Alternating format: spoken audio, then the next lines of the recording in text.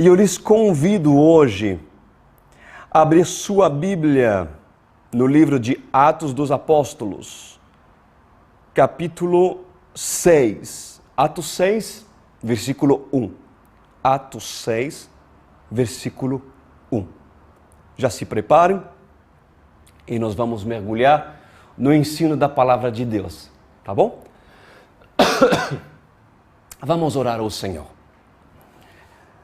Querido Pai amado, Tu tens nos instruído acerca da Sua palavra e lhe sou grato porque eu tenho procurado água na fonte muito maior que da fonte de Jacó, mas a fonte eterna do Senhor, onde a água não acaba, onde sempre há água a jorrar. Por essa razão, Senhor, eu lhe peço, instrui aqueles que estão nos vendo neste momento e faz com que a sua graça esteja sobre a minha vida para abençoar quem o Senhor chamou a ser abençoado, segundo a obediência, a entrega e o amor que essas pessoas manifestarem, por ouvir e obedecer às palavras que o Senhor estará nos dando. Lhe agradeço em nome de Jesus Cristo. E o povo diz, amém. Atos 6, nós vamos entender um pouco sobre como a igreja dos Atos dos Apóstolos funcionava na sua época. E, claro, nós vamos extrair alguns ensinamentos para, nos dias de hoje, a importância de nós termos como modelo a igreja de Atos dos Apóstolos. No capítulo 6, versículo 1 diz: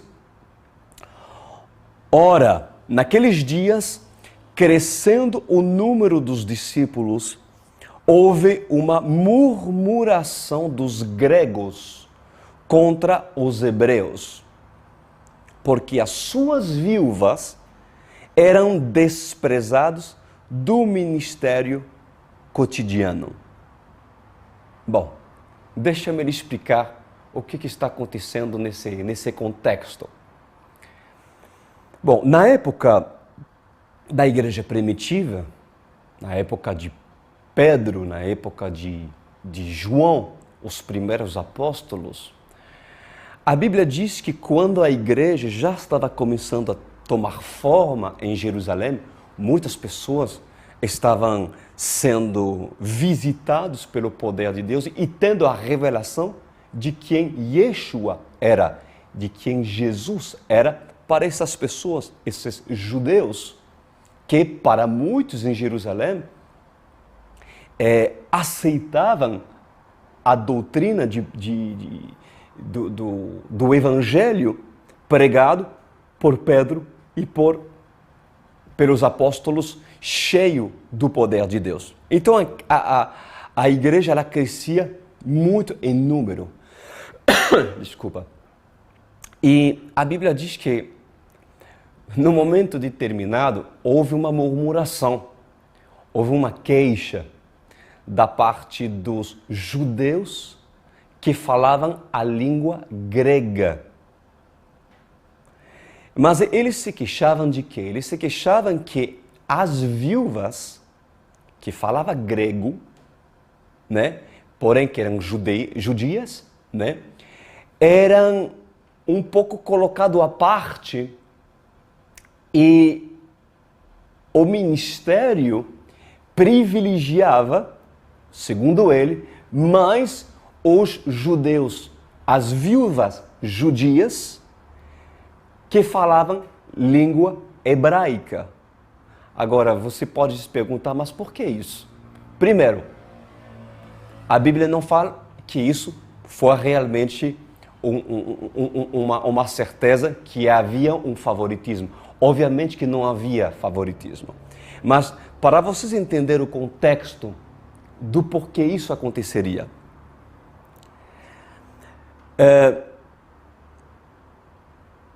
Em Jerusalém,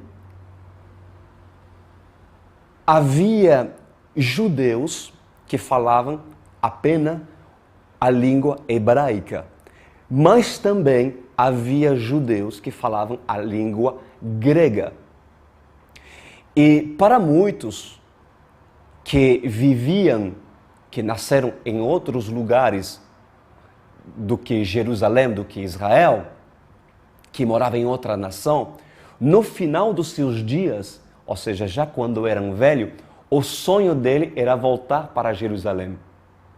E assim, nos final dos dias desses judeus que falavam a língua grega, por que o grego?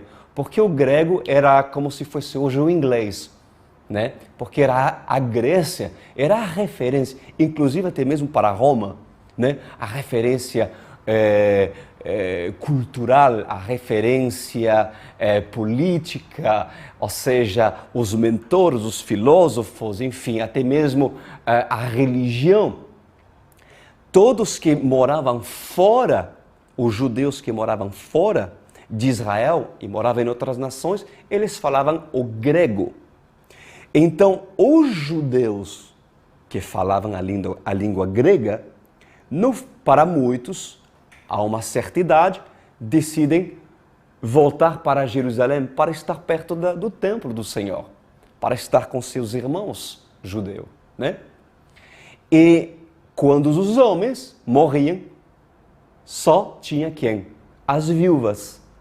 As viúvas que não falavam, para muitas, que não falavam muito a língua hebraica, mas que eram pessoas que falavam a língua grega. E esses judeus que falavam a língua grega, eles começaram a se queixar com a igreja, dizendo, vocês estão priorizando mais as viúvas hebraicas do que as viúvas gregas. Ou seja, na época, na verdade, a igreja primitiva, ela se importava muito em fazer obra social.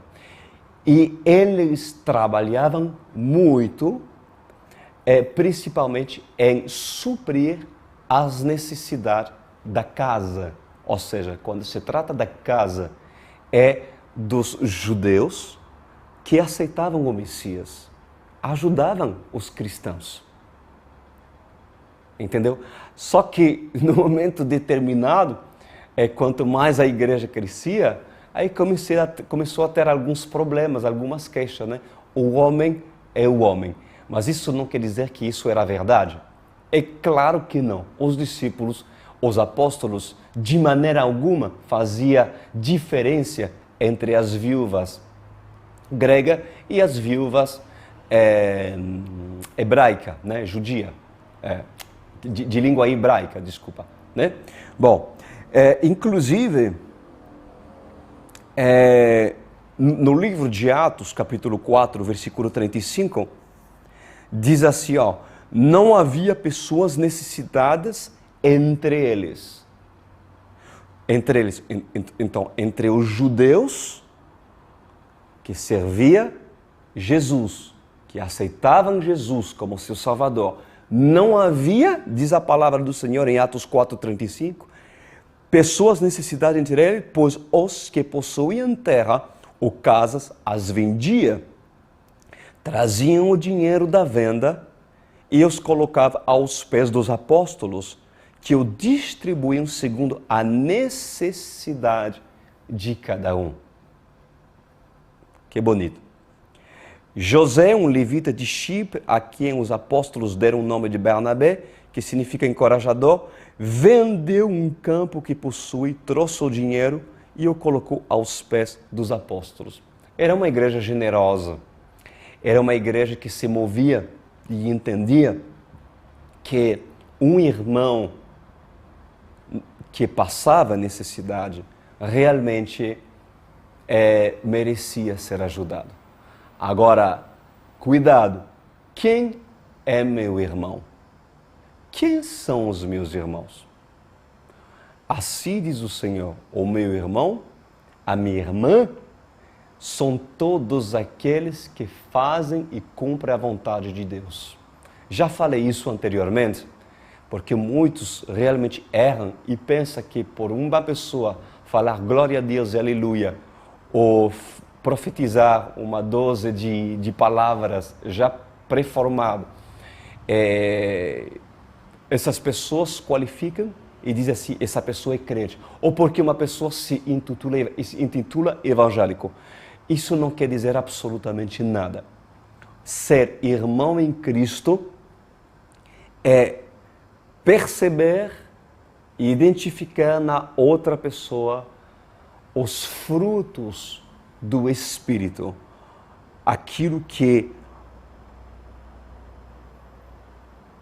está em Deus deve também estar no Filho de Deus, no caráter da pessoa. Entenderam? Então, nesse caso, se existia na época, as pessoas se comoviam, se moviam para poder ajudar os seus irmãos de verdade. De verdade.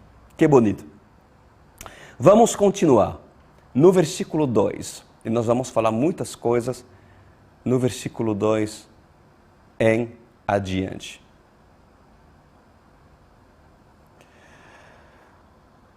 Por isso, os 12 apóstolos reuniram todos os discípulos e disseram: não é certo negligenciarmos o ministério da palavra de Deus, a fim de servir às mesas. Irmãos, escolham entre vocês 7 homens de bom testemunho, cheios do espírito de sabedoria, e passaremos a ele essa tarefa, e nós dedicaremos à oração e ao ministério da palavra. Veja bem comigo. Quando os judeus que falavam a língua grega começaram a se queixar, né?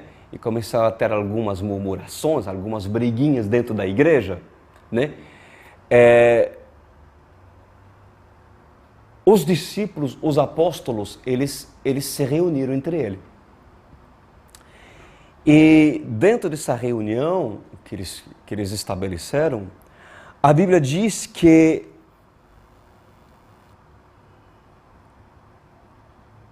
eles estavam negligenciando a palavra de Deus, ou seja, o ensino, e estavam favorecendo em tempo, dedicando muito mais em tempo, o quê? A obra social. A obra social. O que eles terminaram e decidiram fazer? Nós vamos escolher 7 pessoas, e dentro de uma delas estava Estevão, nós vamos vê-lo depois, um homem cheio do Espírito Santo, e essa escolha dessas 7 pessoas deveriam ser pessoas cheias do Espírito Santo e de sabedoria. Agora, nós devemos entender aqui que deve existir um equilíbrio. Um equilíbrio. Por quê? Porque muitas pessoas têm um conceito da igreja que a igreja deve ser dedicado apenas realmente em ajudar em fazer obras sociais. Isso é muito importante, meus amados. E é parte daquilo que Jesus fazia e ensinou aos seus discípulos. Jesus diz: os pobres vocês sempre o terão. Sempre o terão. Porque sempre haverá pobres, enquanto o reino dos céus não for manifestado. Porém, Jesus, a palavra, precisa ser buscada, precisa ser estudada, precisa ser guardado no coração das pessoas. Então, deve existir um equilíbrio.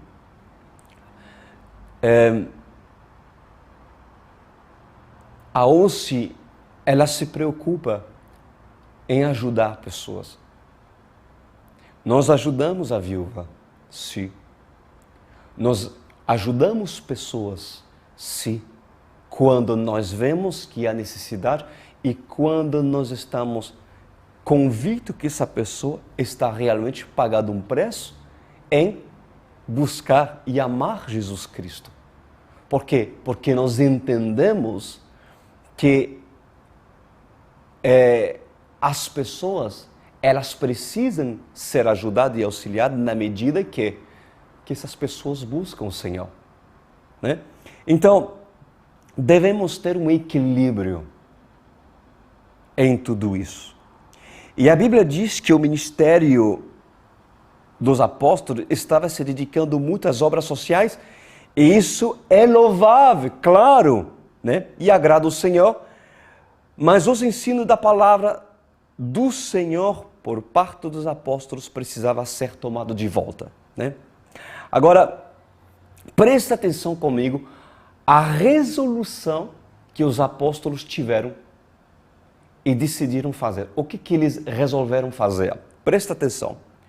Quando perceberam que alguns cristãos judeus reclamaram entre eles, os apóstolos, eles não partiram distribuindo alimento para todas as viúvas judias.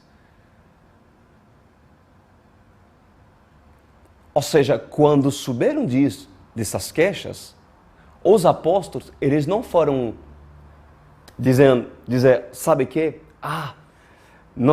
Existe algumas viúvas de língua grega que precisam de ajuda. Então, gente, vamos pegar comida e vamos trazer para essas pessoas. Eles não fizeram isso. Eles não fizeram isso. Vocês querem saber por que eles não fizeram isso? Eu vou lhe falar por quê. Porque os apóstolos, eles não agiam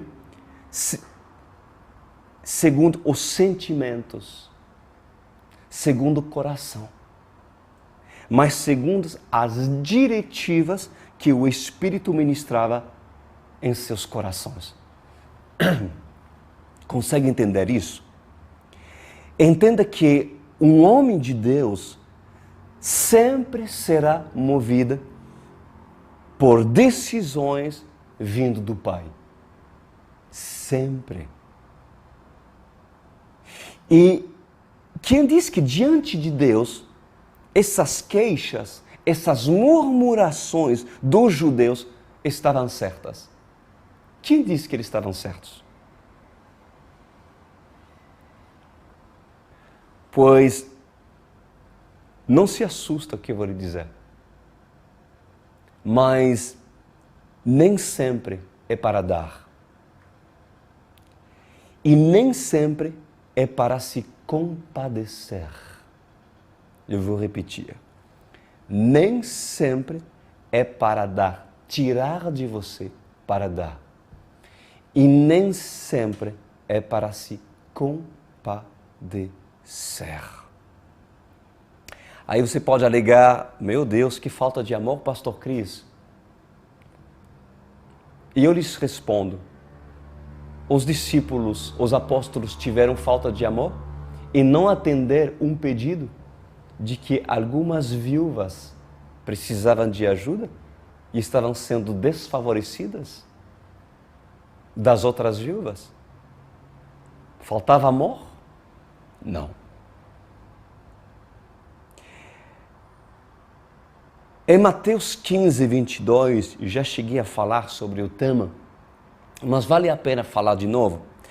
A Bíblia fala, uma mulher cananeia, natural dali, veio a ele, até Jesus, e gritou, Senhor, filho de Davi, tem compaixão de mim. Minha filha está endemoniada e está sofrendo muito.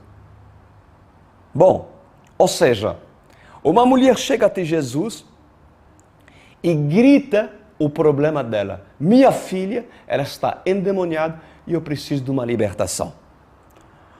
Os discípulos e Jesus sabiam o problema. Por que eles sabiam do problema? Porque ela gritava o problema dela. Mas repara que nem os discípulos e nem Jesus se compadeceram dela. Nem Jesus e nem os discípulos. Vamos ler aí. Veja o que diz aqui. Mas Jesus não lhe respondeu palavras. Então seus discípulos se aproximaram dele e pediram: manda embora, pois vem gritando atrás de nós. E Jesus respondeu: eu fui enviado apenas às ovelhas perdidas de Israel. E a mulher veio, adorou Jesus de joelho e disse: Senhor, ajuda-me. E ele respondeu: não é certo tirar o pão dos filhos e lançá-los aos cachorrinhos? E disse ele, porém: sim, Senhor. Mas até os cachorrinhos comem das migalhas que caem da mesa dos seus donos. E Jesus respondeu: mulher, grande é sua fé, e seja conforme você deseja. E naquele mesmo instante, a sua filha foi curada. Ou seja, a pobreza espiritual dessa cananeia, ela não produziu compaixão por parte de Jesus, nem por parte dos apóstolos. E nem quiseram atendê-la. Mas após Jesus revelar o erro dela, após Jesus confrontá-la, ela reconheceu sua condição. E ali o que aconteceu? Deus deu a ela aquilo que ela pedia. Quando eu digo para vocês que nem sempre é para dar e nem sempre é para se compadecer, alguns dentro de você podem talvez lembrar de Mateus 5. De Mateus 5. E nós vamos estudar esse trecho agora com você para tirar dúvidas daquilo que muitos podem alegar, mas por falta da revelação desse versículo, muitos até o dia de hoje sofrem consequência. Veja o que fala em Mateus 5:38. Jesus diz: vocês ouviram o que foi dito, olho por olho e dente por dente. Mas eu lhes digo, não resistem ao perverso. Anota, por favor, sublinha isso. Não resiste ao perverso. Se alguém oferir na face direita, oferece-lhe também a outra face. E se alguém quiser processá-lo e tirar-lhe a túnica, deixe que leve também a capa. E se alguém o forçar a caminhar com ele lhe forçar a caminhar 1 milha, vá com ele 2.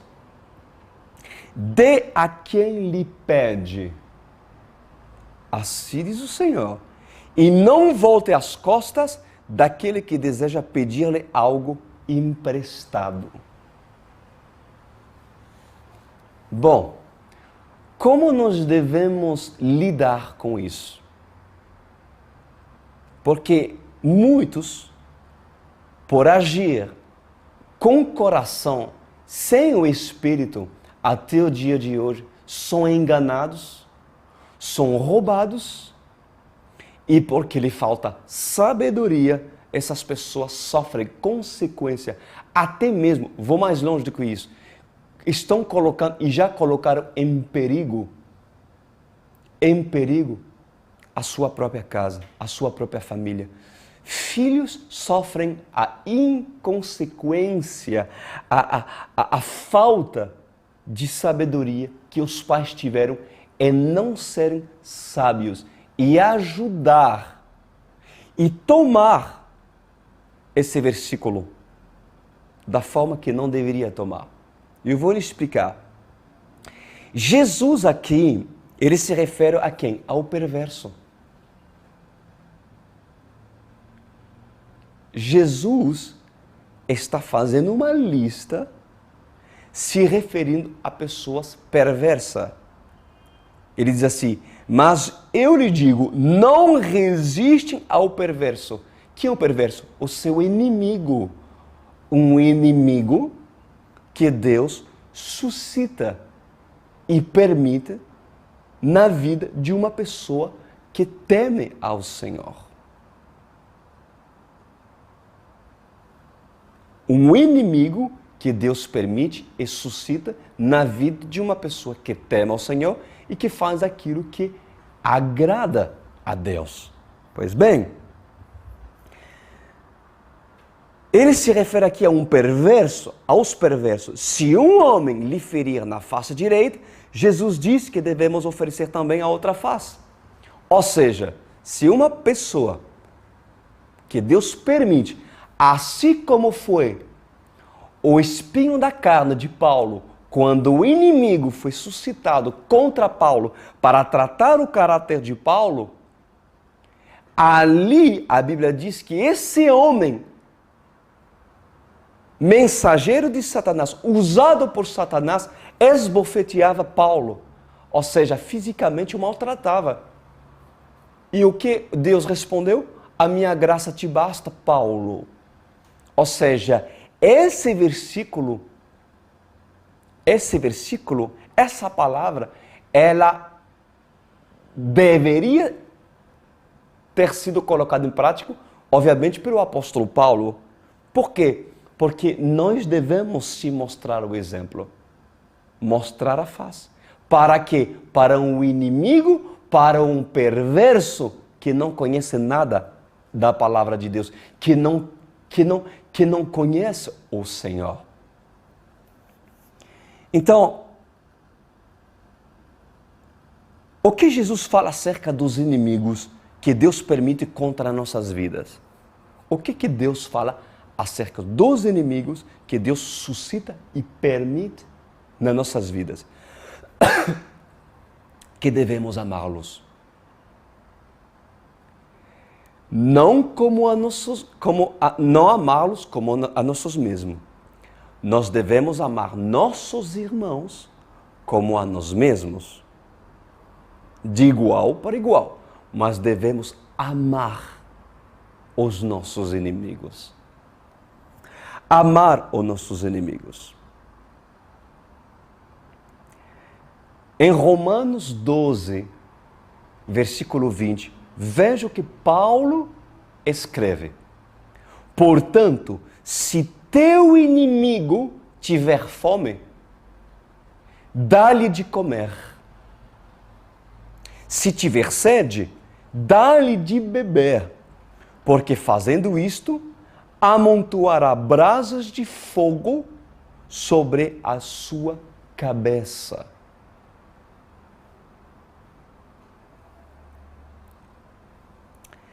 Saiba que qualquer inimigo que Deus permite na sua vida tem um propósito de estar. E mesmo que este lhe proporcione dor, ele pode ser a faca do Senhor. Esse inimigo pode ser a faca do Senhor para lhe tratar. E quando Paulo orou a Deus para que Deus intervenha em seu favor, a resposta de Deus foi o quê? Quando o espinho da carne veio o mensageiro de Satanás, a minha graça te basta. Agora, como amaldiçoar aquilo que Deus usa para tratar seus filhos? Como amaldiçoar aquilo que Deus usa, como usou esse espinho da carne para tratar o orgulho do seu filho? Não adianta. É propósito de Deus, por mais que surpreenda vocês.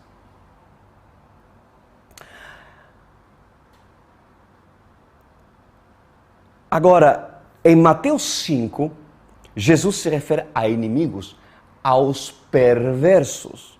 Vamos ler de novo. Mateus 5,38 diz assim: vocês ouviram o que foi dito?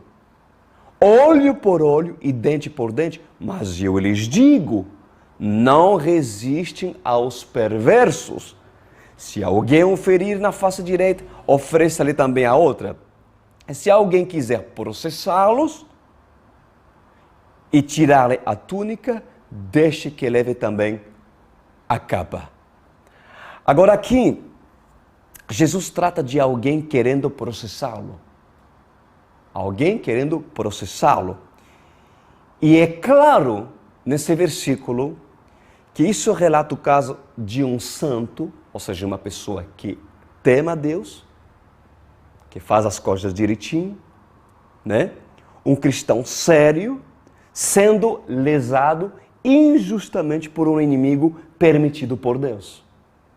Nesse caso, o que devemos fazer? Pois devemos ceder e não nos abaixar no mesmo nível dessa pessoa, fazendo o que essa pessoa quer que nós façamos, aquilo que o diabo quer que nós façamos. Nós devemos mostrar o exemplo. Continuando, se alguém o forçar, diz o Senhor, o forçar a caminhar com ele 1 milha, vá com ele 2. Dê a quem lhe pede e não volte as costas àquele que deseja pedir algo emprestado. Bom, isso vai ajudar muita gente, viu, gente? Esse trecho, ele não quer dizer que você deve dar esmola para todos os drogados na rua, cada vez que eles aparecem e pedir dinheiro para vocês. Isso não quer dizer que você deve dar dinheiro cada vez que você para num semáforo e alguém, uma criança, que às vezes não quer ir para a escola, mas são enviados pelos próprios pais para se aproveitar dos filhos e fazer com que os filhos trazem uma renda a mais dentro de casa. Nós não podemos agir pela emoção. Não é porque uma pessoa lhe pede dinheiro que você deve dar dinheiro. Nós não podemos ser assim. Porque esse trecho que Jesus relata aqui é tratado inclusive por Paulo aos Romanos, quando ele diz o quê? Portanto, em Romanos 12, 20, se o teu inimigo tiver fome, dá-lhe de comer. Ali você deve dar. Se teu inimigo tiver sede, ali você deve lhe dar de beber, porque ele é seu inimigo. Mas no caso das pessoas que possam vir até você e lhe pedir alguma coisa, vocês não podem agir pela emoção. Você deve agir pelo Espírito. E isso é muito sério, pessoal. Pela direção de Deus. Agora, nós vamos voltar agora pelo livro de Atos. Os apóstolos, eles não foram insensíveis por não se compadecerem do assunto das viúvas e eles resolverem. Eles não foram insensíveis. Veja o que fizeram.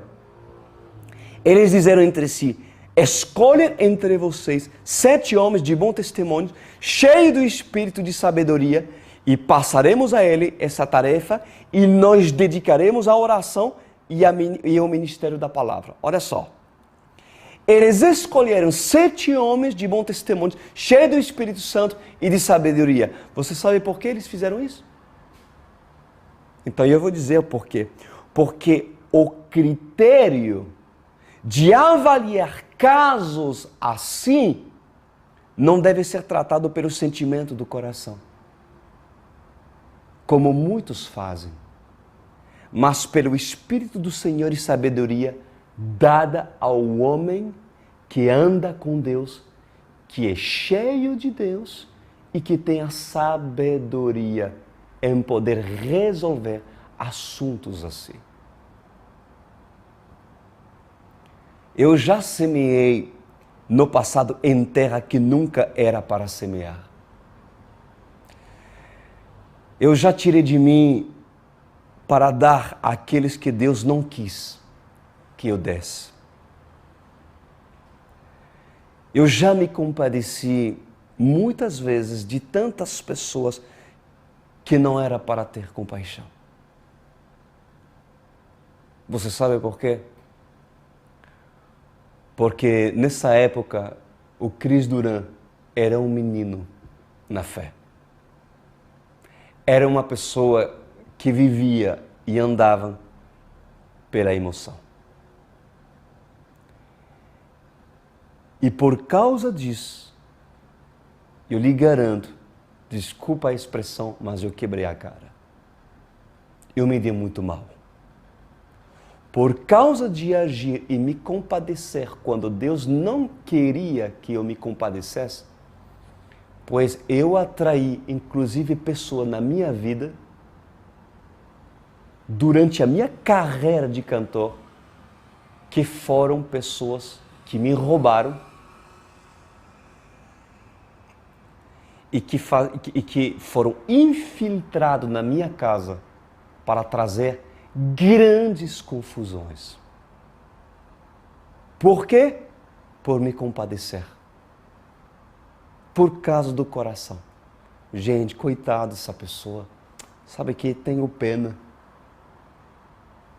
Tenho pena.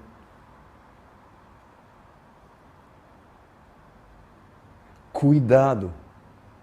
Cuidado. Procure entender como Deus vê.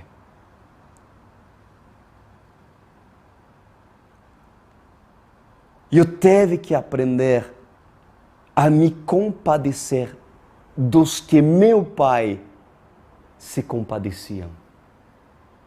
Eu tive que aprender isso. Até que aprendi a dar quando percebia a veracidade de um ministério sério. Eu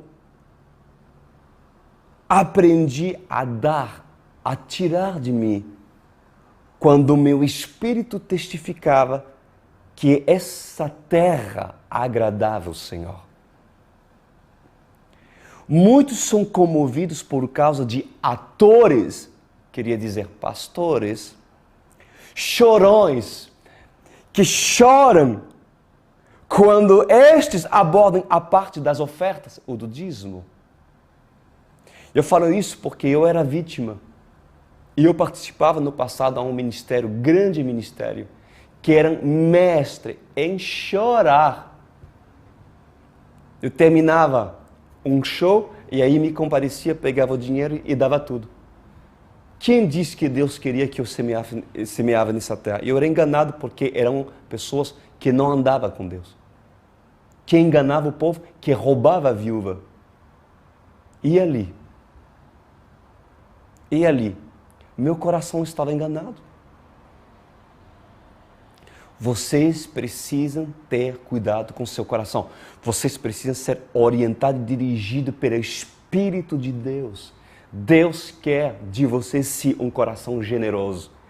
Um coração que oferta num lugar que você vê, onde há um homem de Deus que prega de verdade, a palavra de verdade do Senhor. Quando estão envolvidas pessoas que vivem as Escrituras, que pregam as Escrituras e praticam a palavra do Senhor.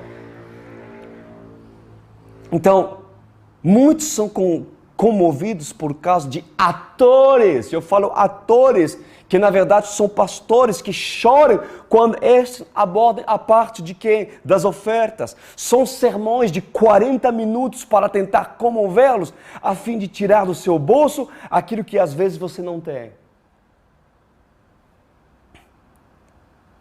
Porém, quem não pede, quem depende de Deus, quem aborda de forma equilibrada o assunto sem enfatizar o dinheiro, quem faz a obra do Senhor no seu cantinho, procurando agradar o seu Senhor.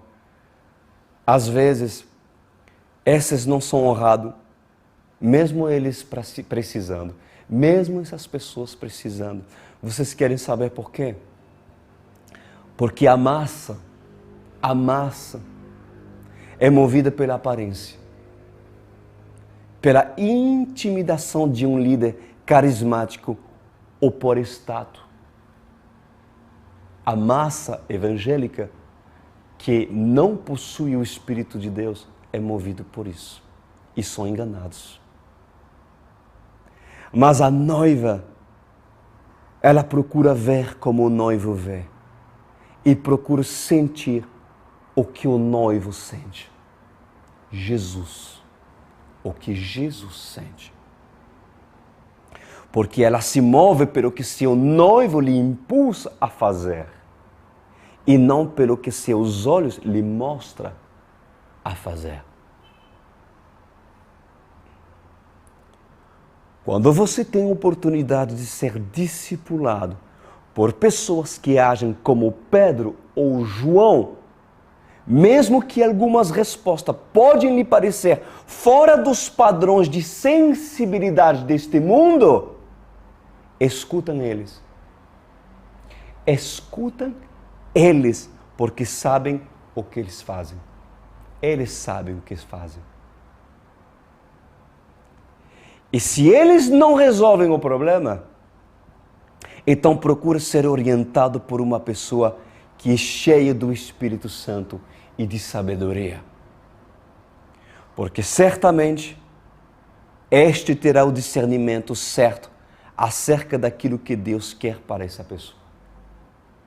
Para essa pessoa. O homem sem discernimento do Espírito recorre ao engano do seu coração. Quem disse que algumas viúvas da época que passavam por necessidade eram honestas nas suas decisões de seguirem a verdade, que era Jesus? Quem disse?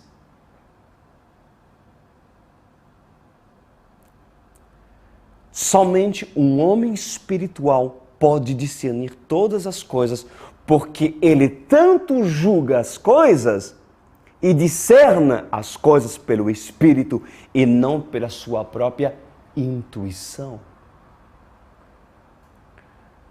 Sabes, meus amados, há pérolas da palavra de Deus que não são para dar para alguns. Porque Deus sabe que são palavras preciosas, que para essas pessoas seriam palavras lançadas ao vento. E que algumas pessoas que as recebem, depois de ouvi-la, correm para se sujar.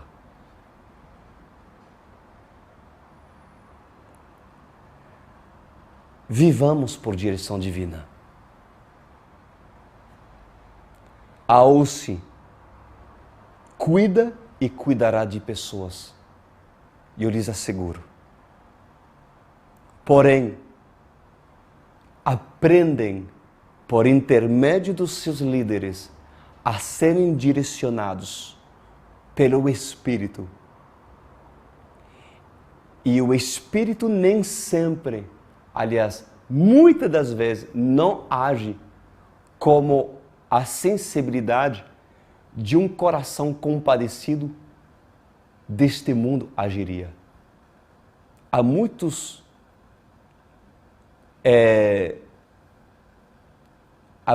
kardecistas que fazem coisas em prol das pessoas. Há muitos budistas que se compadecem e fazem obras para outras pessoas. Há muitos católicos que se compadecem e ajudam outras pessoas. Mas não é essa obra. Não é a obra de um coração movido pelo sentimento. Mas só Deus conhece aquilo que o homem precisa ou não precisa. Porque para um, o Senhor diz até, aquilo que ele tem, o pouco que ele tem, lhe será retirado. Mas aquele que tem, lhe será acrescentado. Ou seja, para um coração que obedece, aquele que tem, Deus dá ainda mais. Mas para o pobre, para muitos desses, Deus tira aquilo que eles têm. Por quê? Porque mesmo sendo pobre, não querem ser ricos. Ou seja, rico é ter Jesus. Não age como o homem age. age como Deus age. Nós temos aprendido, através desse estudo, a guardar e agir como nós devemos agir em relação à misericórdia e na obra social. Vamos orar. Pai, a minha oração nesta noite é fazer com que as pessoas não venham a ser enganadas